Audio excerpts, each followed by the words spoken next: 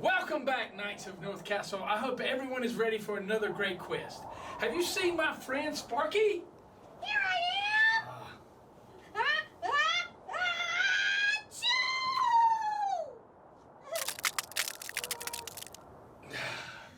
Look, the Knights are back. And look how good they froze in place when you sneezed. Where were you? Sorry I was late. I had cold feet. What? What are you talking about? You know, cold feet. Nervous? It's a joke. Oh, Sparky, have you been reading that old joke book again? Oh, yeah. I figure I better brush up on some jokes about the cold. After all, everything is cool here at North Castle, thanks to me and my sneezing. Armorer Sammy, could you check my wing? You know the royal dog, don't you? Frost? The king's dog? Did he bite your wing? He sure did. Now I have a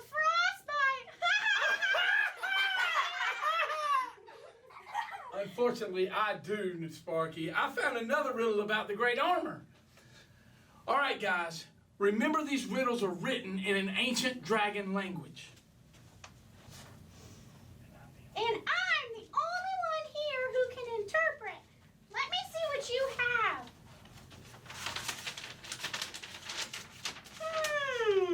This one says, if the breastplate of justice is what you seek, look for 5 pebbles in a creek. The breastplate of justice, it must be another piece of the great armor. So to find it, we have to look for the 5 pebbles in a creek. Well, around here, it would be 5 petals in our frozen moat. I think the riddle is trying to tell us where to look in the king's book. 5 pebbles. Well, in looking through the book, I see where people gathered 12 rocks after they crossed the river, but that wouldn't be it. There was a boy who had 5 loaves of bread. I've eaten some bread that was just about as hard as a rock. I've got it. There's a story in 1 Samuel 17, 1 through 50, about a boy and 5 stones. Maybe that's it. Let's take a look inside the king's book and see if the royal players can help us find out. In the Bible, 1 Samuel 17 tells us about one of the most famous battles in history. It all starts with King Saul, a very strong and handsome guy, who was the very first king of the Israelite people. However, as we learn later, he was not that great of a king. Therefore, God chose a small, young shepherd to be the next king. He was the smallest and youngest of 8 brothers, and his name was David. The little shepherd really loved God. Anyway, back to the battle. King Saul led his people in battle against their arch nemesis, the Philistines. They were not very nice people. When I said they were not nice, I meant to say they were very mean. Thank you. The Philistine army was very confident. And for good reason. They had a secret weapon, a powerful soldier named Goliath. He measured 6 cubits and a span. In other words, he was very tall. Taller than that. Taller.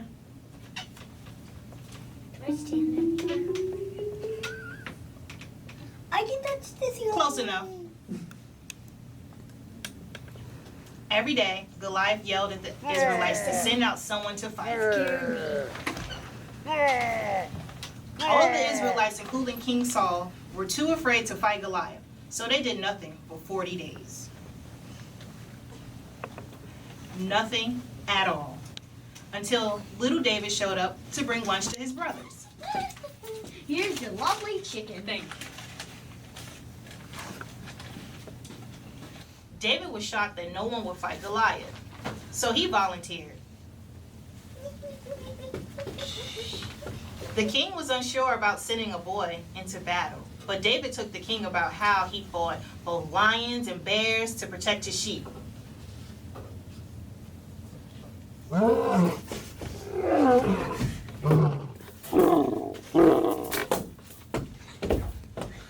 This Philistine will just like one of them.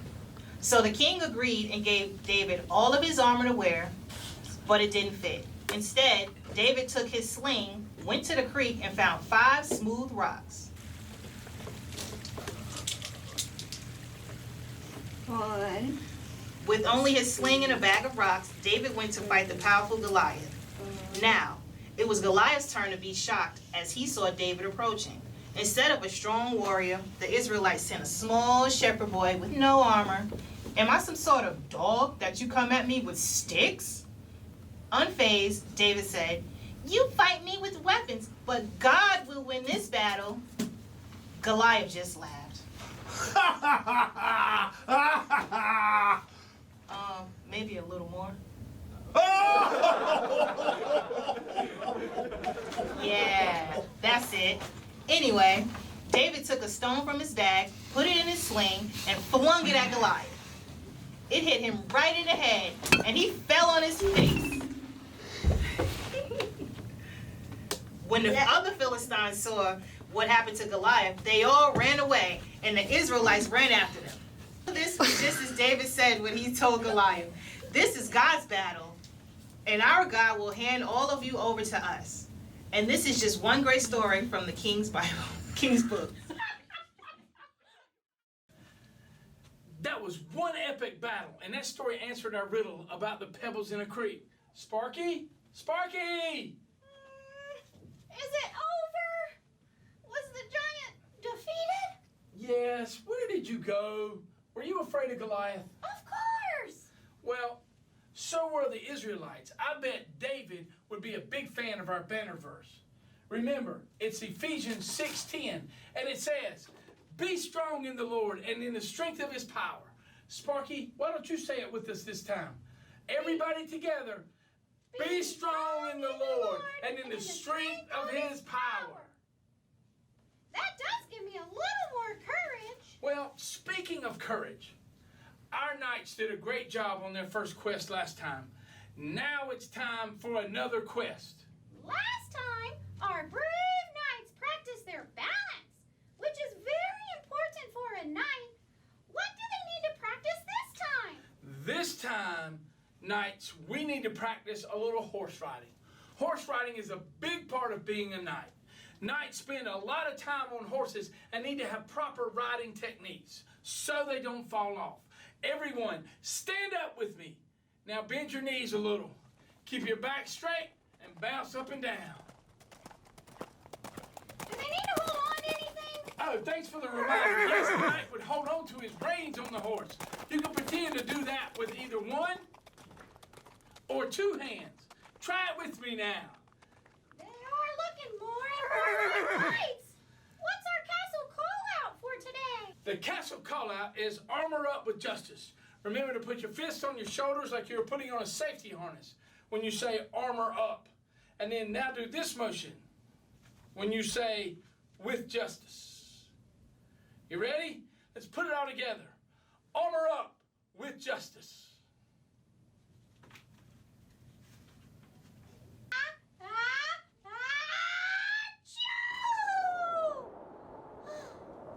Knights, when you unfreeze, remember to follow the castle guide so you can go on your quest today.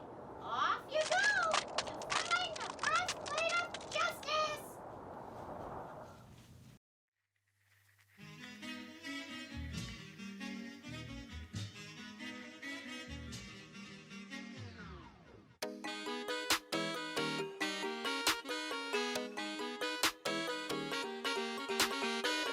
Hey Goliath, you look pretty big. Me, on the other hand, I'm just a little kid. So what? I may not be strong as you. There is something about me you don't know. Here's the truth, see? You stand before me with your shield and sword, but I stand before you in the name of the Lord, yeah. You stand before me with your shield and sword, but I stand before you in the power of the Lord, yeah. Hey, hey, Goliath. Hey, hey, Goliath.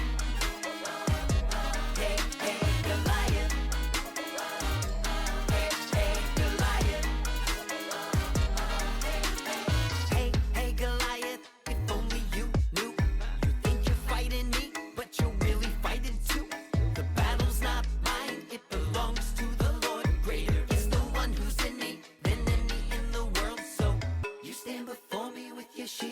sword, but I stand before you in the name of the Lord, yeah.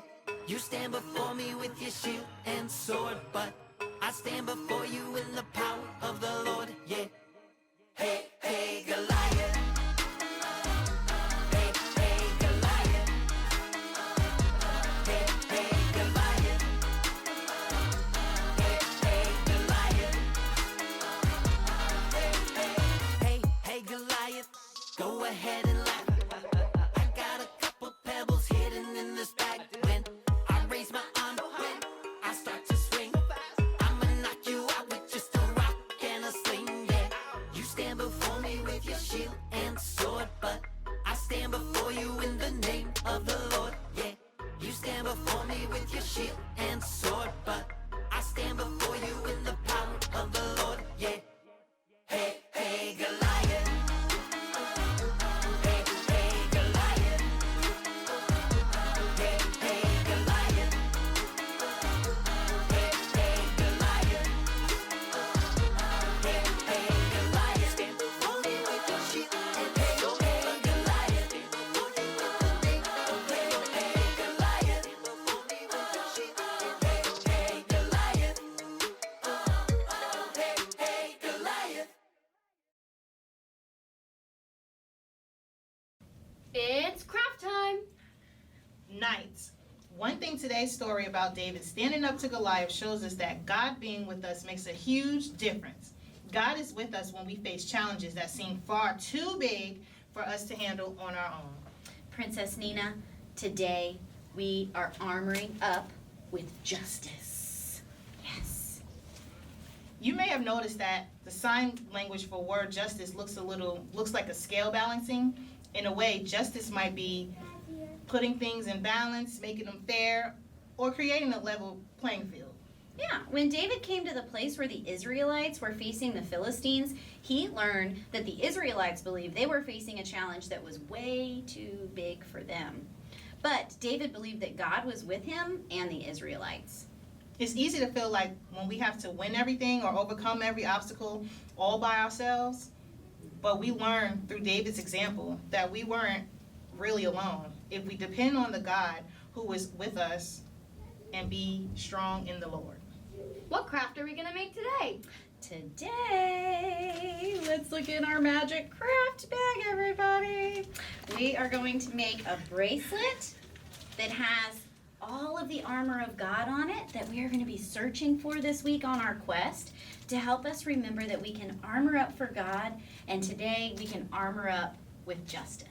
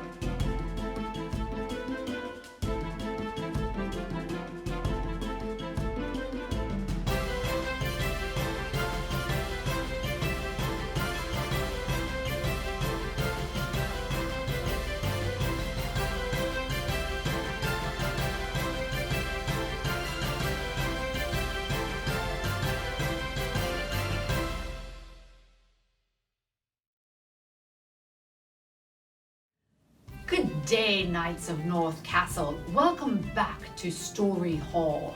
On yesterday's quest for the King's Armor, we explored the story of Shadrach, Meshach, and Abednego. They showed us the way to the belt of truth. When we stand for what is good and true, we know we are standing in God's way. Today, we have another quest for even more King's Armor. Before we ride out, let us prepare our hearts with the banner verse from Ephesians chapter 6, verse 10. Be strong in the Lord and the strength of his power. Can you say it with me, knights? Be strong in the Lord and the strength of his power. Today's tale involves a giant. So let us rise and walk like giants as we say our banner verse with big booming voices. Be strong in the Lord and the strength of his power. Huzzah! In case you don't remember, that's knight speak for very good. Today's tale from the King's Book is from the Old Testament, a book called 1 Samuel. The action takes place on a battlefield. Sit ye down now and have a story. Hello, Knights! Welcome to VBS. It's Bible story time! So today we've got a lesson on armoring up with justice. And we're going to start the story. It's an interactive story about David and Goliath. So I would like to invite each of you to join in with the interaction, and we'll go through the story. And we're going to start it now. King Saul and the Israelite army stood on a mountain, and the Philistine army stood on another mountain. Down into the valley trudged the Philistine giant, a big bully named Goliath. Everyone stomped slowly 6 times.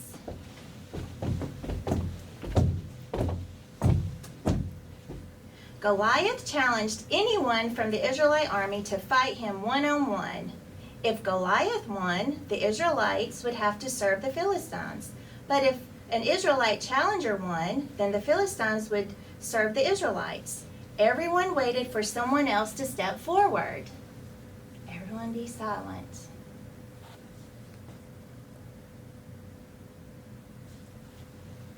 Is there anyone willing to step up? No one stood up.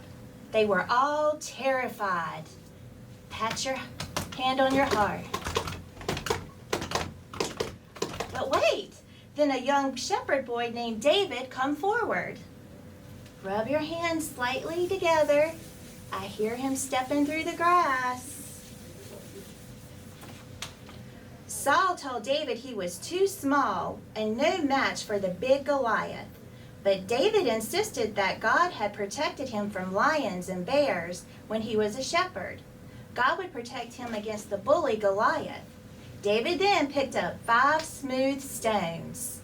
Clap your hands 5 times. When David went out to meet Goliath, the giant laughed deeply.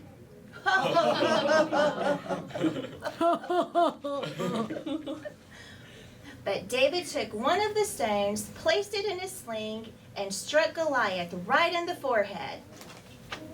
Then clap. Goliath fell to the ground. Make a descending whistle to the ground. When the Philistine army saw this, they ran away as fast as they could.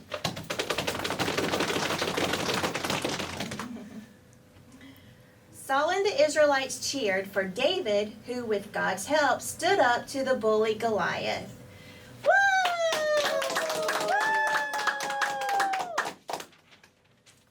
That was pretty amazing, Knights of North Castle.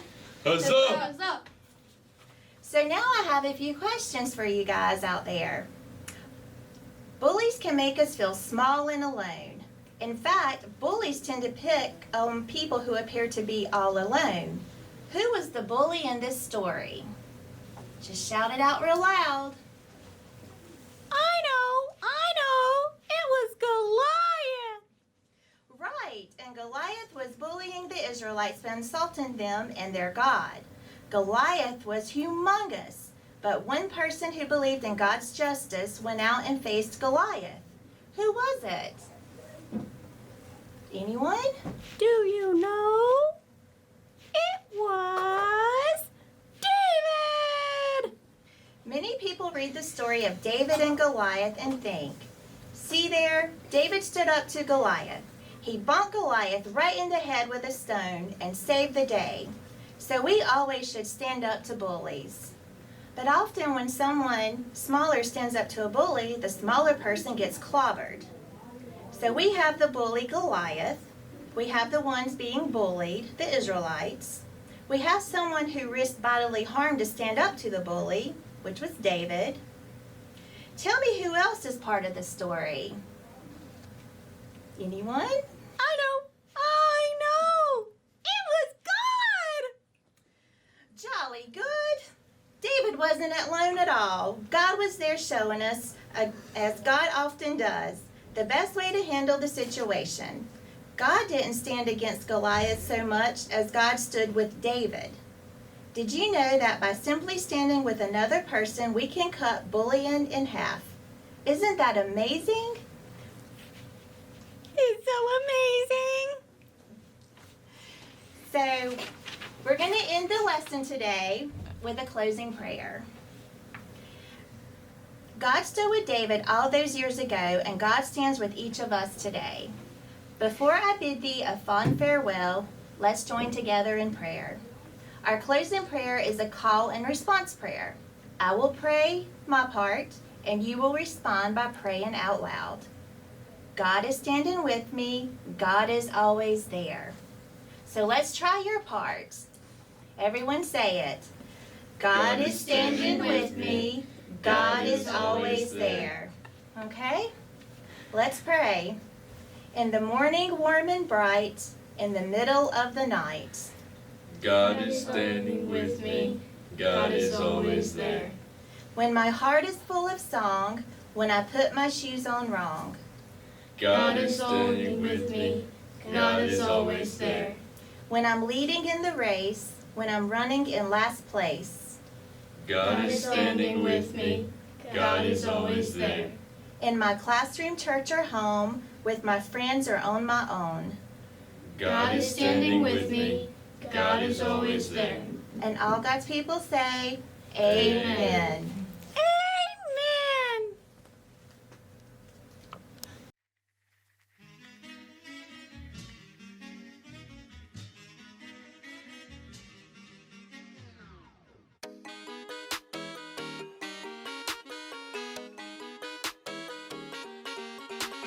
Hey, hey Goliath, you look pretty big. Me, on the other hand, I'm just a little kid. So what? I may not be strong as you. There is something about me you don't know. Here's the truth, see? You stand before me with your shield and sword, but I stand before you in the name of the Lord. Yeah, you stand before me with your shield and sword, but